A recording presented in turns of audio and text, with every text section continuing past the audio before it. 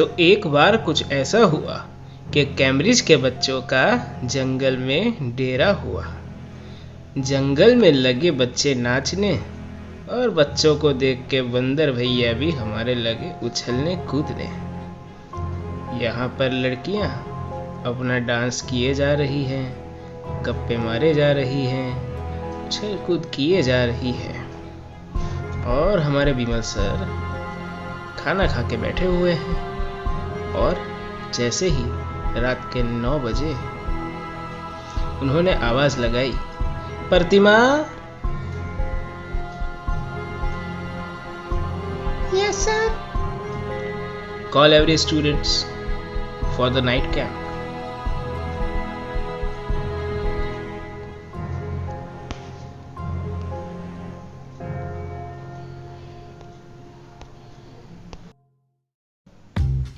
So, all students are present.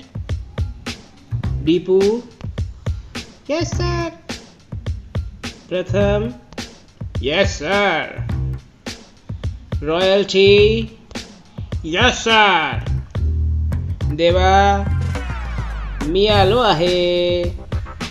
And Pratibha. Yes sir. Great.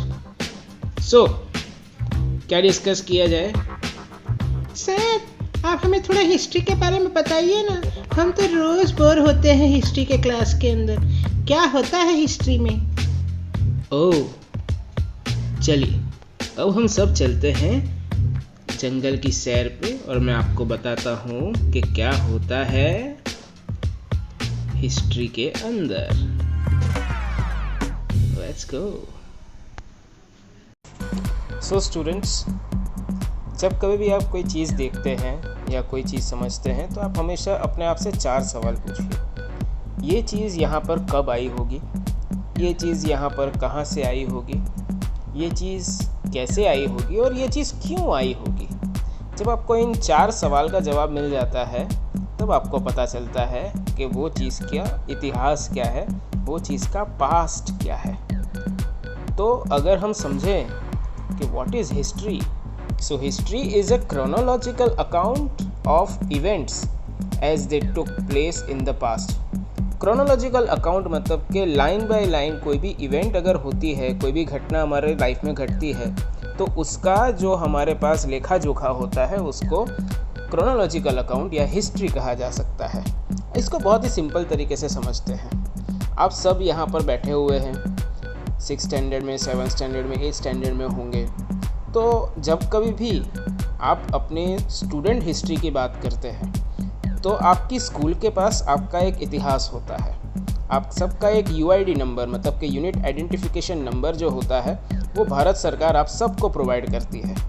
इससे 1st standard से लेकर आज तक आपने कौन कौन सी स्कूल में पढ़ाई की है, कौन कौन सी स्कूल में कितने कितने मार्क्स आए हैं, आप कहाँ के रहने वाले हैं, आपने कितने घर चेंज किए हैं, आपके बिहेवियर किस तरह से रहे हैं, आपके टीचर्स के साथ आपका रिलेशनशिप कैसा रहा है, वो हर चीज़ का इवेंट जो है वो उसके अंदर से पता चलता है। तो वो आपका क्रोनोलॉजिकल अकाउंट हुआ। तो उस तरह से मैं कह सकता हूँ कि वो आपकी इंडिविजुअल हिस्ट्री हुई। सो जब कभी भी हम हिस्ट्री के बारे में समझते हैं तो history is the account of events of your past. आपके भूतकाल का इवेंट में जो भी होता है उसका एक पूरा अकाउंट। तो सर, हमें हिस्ट्री सीखने की क्या ज़रूरत है? Very good question Deepu. History सीखने की ज़रूरत क्या है? तो हिस्ट्री सीखने से हमको 3 चीज़ों के बारे में पता चलता है। सबसे पहला, जैसे मैंने कहा, it tells us about our past. वो हमें हमारे पास्ट के बारे में, हमारे भूतकाल के बारे में बताता है कि हम पहले कैसे थे।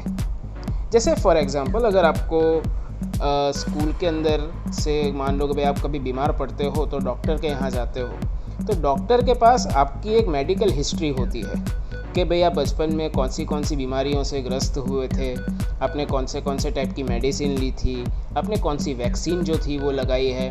तो उससे उसको आपकी हिस्ट्री के बारे में, पास्ट के बारे में पता चलता है। तो अगर मान लीजिए कि भाई 2 साल पहले भी आपको इसी तरह से कोई सर्दी या खांसी हुई हो तो वो आपकी हिस्ट्री चेक करके आपको उसी के हिसाब से वो उस टाइप की दवाई देगा जिससे आपका स्वास्थ्य जो है वो वापस से ठीक हो जाएगा। सो वो हो गया आपका पास्ट, आपका मेडिकल पास्ट। तो सबसे पहली चीज़ जो है वो हमें हमारे पास्ट के बारे में बताती है, इसलिए हमें हिस्ट्री के बारे में जानना ज़रूरी है। तो वो पास्ट के बारे में जान के हम क्या करेंगे? तो पास्ट के बारे में जब हमको पता चलता है ना, तो हमारे प्रेजेंट डे के जो प्रॉब्लम्स हैं उसको हम सॉल्व कर सकते हैं। जैसे मैंने कहा कि अगर आपको वापस से सर्दी बुखार होता है तो आप वही दवाई वापस लेंगे तो आप वापस से ठीक हो जाएंगे। उसी तरह से हमारे प्रेजेंट डे में अगर मान लीजिए कि भाई हमारे लोगों के पास नौकरी नहीं है, तो पास्ट में ऐसा तो हमने क्या किया था कि जिससे नौकरियां बनी थी, तो वो सारे एक्शंस वापस से करके हम अभी के जो प्रॉब्लम है उसको सॉल्व कर सकते हैं। और सबसे इम्पॉर्टेंट चीज़, हमें हमारे एंशिएंट कल्चर और लाइफस्टाइल के बारे में पता चलता है। अब देखिए ये पिक्चर, देखिए ये पिक्चर कितना खूबसूरत है।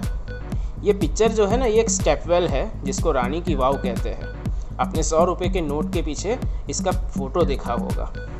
ये जो है वो इंडिया की अजायबियों में से एक है और इसके अंदर पानी जो होता था वो स्टोर किया जाता था। आज आप सोचो कि अपने यहाँ पर पानी कितनी ऊंची ऊंची टंकियों के अंदर स्टोर किया जाता है। तो उस ज़माने में ऊंची टंकियाँ बनाने का टेक्नोलॉजी नहीं था, इसलिए गहरे ऐसे स्टेपवेल बनाए जाते थे। तो हमारे कल्चर के बारे में हमको जो है वो पता चलता है। आप खुद ही सोचो, आप रोज़ जीन्स पहनते हो, तो आपने कभी ये नहीं सोचा है कि हमारी जो लाइफस्टाइल के अंदर ये जीन्स आया है वो कहाँ से जीन्स आया? तो जीन्स जो है ना, वो सालों पहले कोई एक इंसान था कि जो खदान में काम करता था, तो उसका जो कॉटन का पैंट होता था ना वो फट जाता था।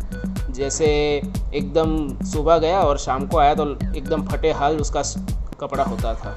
तो उसने ऐसा सोचा कि जो टेंट के कपड़े हैं, अगर मैं उसी से पैंट बना दूं तो कैसा रहेगा।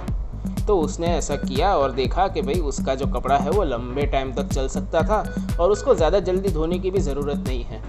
तो उसके बाद से जीन्स जो था वो कल्चर में आया और आज हमारे सबकी लाइफस्टाइल का एक हिस्सा हो गया है।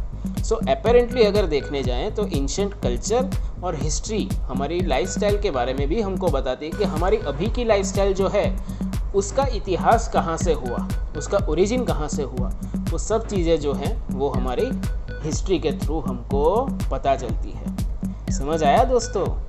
हाँ सर। चलिए, तो अब हम हिस्ट्री को ना टाइम फ्रेम के बारे में समझते हैं। अब टाइम फ्रेम का मतलब क्या होता है कि कोई चीज़ अगर हुई है तो वो किस जगह पर हुई है। जैसे आप बोलते हो कि सर मैं बचपन में ना बहुत होशियार थी पर बड़ी हो गई तो डब्बी हो गई। तो बचपन और बड़ा ये हमने टाइम फ्रेम बना दिया हमारे लिए। तो उसी तरह से अभी इतिहास तो दुनिया का कितना 14 बिलियन साल पुराना है। कितना? 14 बिलियन साल। हाँ, 14 बिलियन साल पुराना इतिहास है। अब उसको अपने कैसे बनाएंगे? तो उसको जो हिस्टोरियंस हैं, जो हिस्ट्री पढ़ते हैं, उन्होंने अलग अलग टाइम फ्रेम्स के अंदर उसको रख दिया है। तो सबसे पहला हम लोग समझते हैं BC और AD। BC का मतलब होता है जीसस क्राइस्ट पैदा हुए उसके पहले का समय, और AD मतलब के एनो डोमिनी मतलब जीसस क्राइस्ट पैदा हुए उसके बाद का टाइम। तो उसके पहले का टाइम, उसके बाद का टाइम, इस तरह से हम हिस्ट्री को फ्रेम कर सकते हैं। तो भाई राजा राम जो थे वो अयोध्या में कब उन्होंने राज्य किया था? तो भाई जीसस पैदा हुए उसके पहले राज किया था, तो वो बिफोर क्राइस्ट आएगा कि भाई बिफोर क्राइस्ट 3000 ईयर्स बैक या 5000 ईयर्स बैक। हम जो है वो कब पैदा हुए? तो सर हम लोग जो पैदा हुए 2003 में पैदा हुए, बट जीसस के जन्म के 2003 साल बाद। So it is 2003 AD। उस तरीके से उसको आप दूसरे तरीके से भी बोल सकते हो। अगर जीसस के पहले का टाइम है तो इसको बिफोर कॉमन एरा मतलब BCE के नाम से, और अगर जीसस के बाद का टाइम है तो उसको कॉमन एरा मतलब CE, उस तरीके से आप बता सकते हो। दूसरा तरीका है प्री हिस्ट्री और हिस्ट्री। प्री हिस्ट्री मतलब के 3 मिलियन साल से लेकर जब पहली बार इंसान नाम की कोई चीज़ देखी गई थी तब से लेकर 3000 BC तक। BC जैसे हमने अभी समझा ना, बिफोर क्राइस्ट। तो क्राइस्ट के जन्म से 3 साल पहले तक का जो सवाल है ना, तो जो टाइम है उसको हम प्री हिस्ट्री का टाइम कहे जाते हैं। इसके अंदर हमने क्या क्या देखा? तो भाई उसके अंदर इंसान जो था वो दिखाई दिया, उसके अंदर फायर जो था वो हमने ढूंढा, फिर एग्रीकल्चर की शुरुआत की। तो ये पूरा जो समय था उसके अंदर हम लोग उसको कह सकते हैं कि वो प्री हिस्ट्री का हिस्सा है। उसके बाद आता है हिस्ट्री, जो 3000 BC से अब तक का समय है कि जिसके अंदर हम महाभारत, गुप्ता एम्पायर और साथ साथ में अंग्रेज़ों ने हमारे ऊपर जो जुल्म किए हैं वो सब चीज़ें उसके अंदर हम मेंशन कर सकते हैं।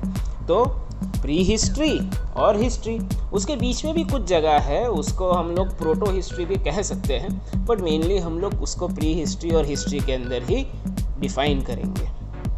और तीसरा टाइम फ्रेम है एंशिएंट, मिडिवल और मॉडर्न। एंशिएंट मतलब कि बहुत पहले की बात, अराउंड 600 AC के पहले की बात अगर हम समझते हैं तो वो एंशिएंट कहलाई जाती है। 600 AD से लेकर अभी तक का 1700 AC तक का टाइम जो है वो मिडिवल मतलब मध्य युग कहा जाता है। और उसके बाद का जो है वो मॉडर्न हिस्ट्री, जो अब तक हम लोग देख रहे हैं वो हमारी मॉडर्न हिस्ट्री के अंदर आता है। ठीक है, तो ये 3 तरीके के हमारे टाइम फ्रेम्स हैं। सर, लेकिन आपका नाम बीमल कैसे पड़ा?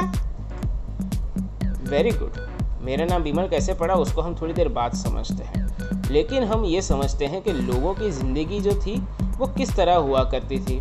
तो भाई मेरे ना पूर्वज जो थे वो नदी के किनारे रहते थे।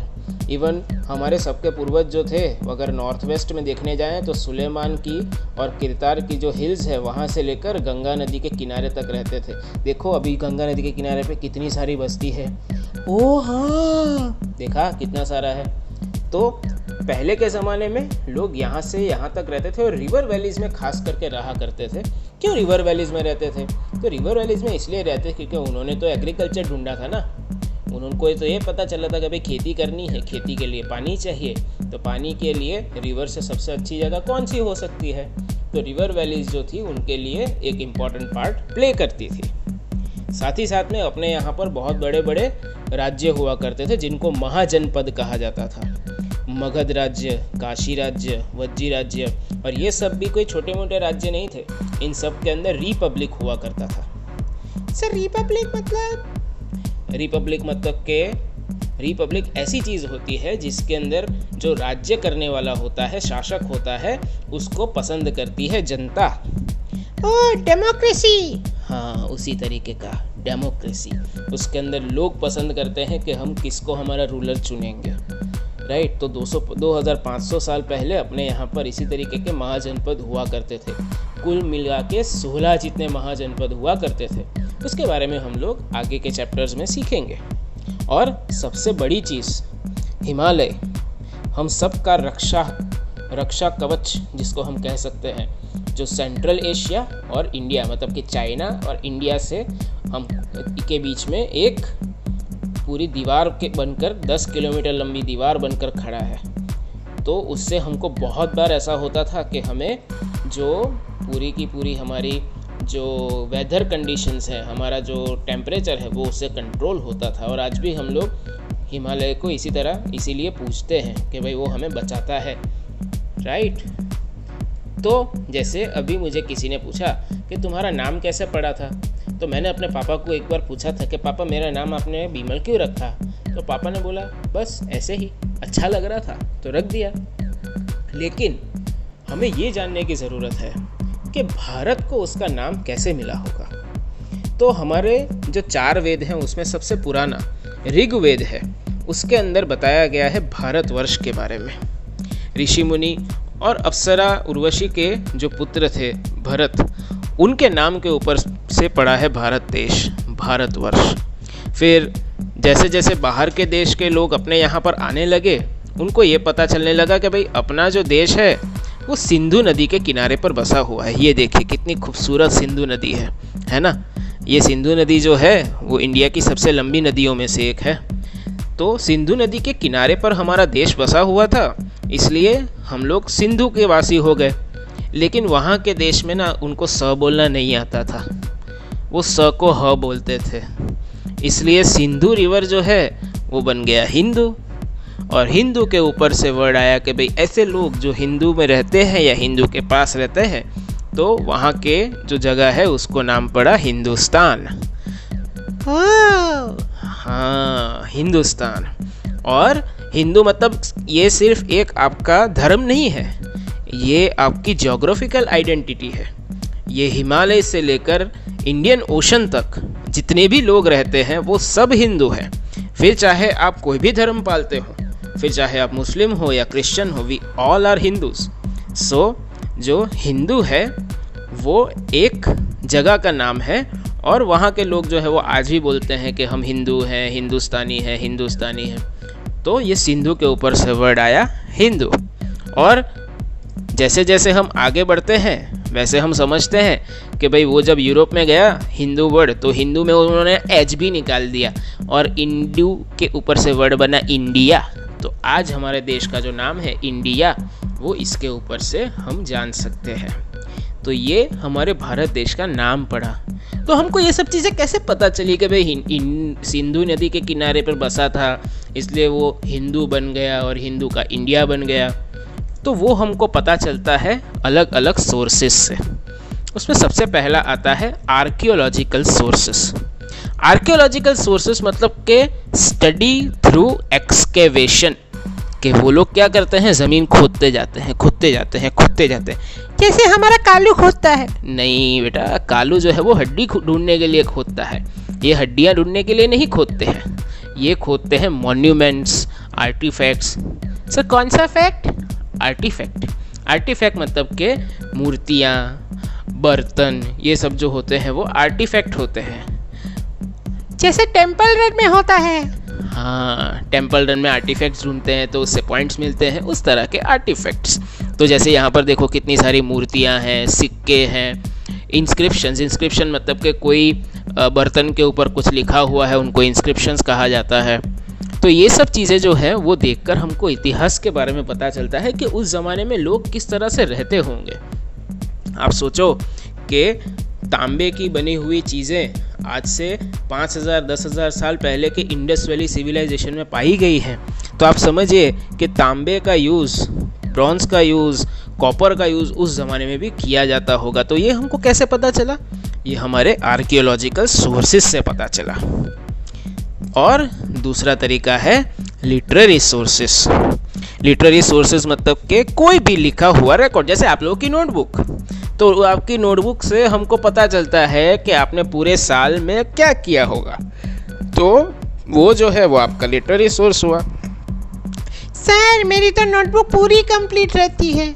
हाँ, मैंने देखा है बेटा, तुम्हारी नोटबुक पूरी कंप्लीट, इतनी कंप्लीट कि एकदम साफ होती है।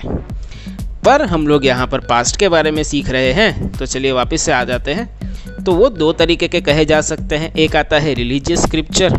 अब रिलीजियस स्क्रिप्चर अपने इंडिया में इसलिए बोला जाता है क्योंकि वो ज़्यादातर संस्कृत में लिखा है और लोगों को लगता है कि वो जो है वो हमारा धार्मिक चीज़ है, जबकि वो धार्मिक नहीं है, वो सर्वगुण है और वो दुनिया के सभी प्रकार के देश, सभी तरह के लोगों को वो वैलिड गिना जा सकता है। तो वो रिलीजियस स्क्रिप्चर के अंदर फिर भी हम गिन सकते हैं। और दूसरा होता है सेक्युलर लिटरेचर। सेक्युलर लिटरेचर मतलब कि जो लिखा गया है हिस्ट्री के बारे में, जो लिखा गया है फिलॉसफी के बारे में, साइंस के बारे में। जैसे हमारे जो चाणक्य भक्त थे उन्होंने लिखा है अर्थशास्त्र। उनकी अर्थशास्त्र में दी गई थियरीज आज भी लोग यूज़ करते हैं। तो इसके ऊपर से हम ये जान सकते हैं कि हमारे इतिहास के अंदर भी इतने महान लोग रहे हो गए हैं जिसका लोहा आज भी पूरी दुनिया जो है वो मानती है। सो बच्चों, अब समझ में आया कि हिस्ट्री के क्लास में क्या होता है? Yes sir, yes sir, yes sir.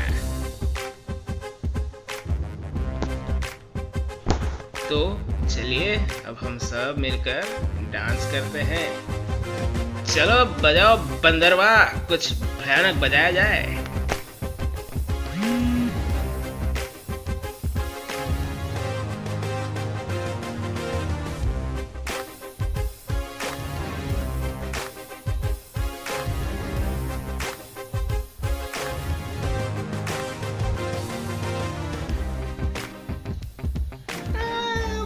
भैया कितना प्यारा बजा रहे हो। मेरा गाना बजा दो, डीजे वाले बाबू गाना बजा दो।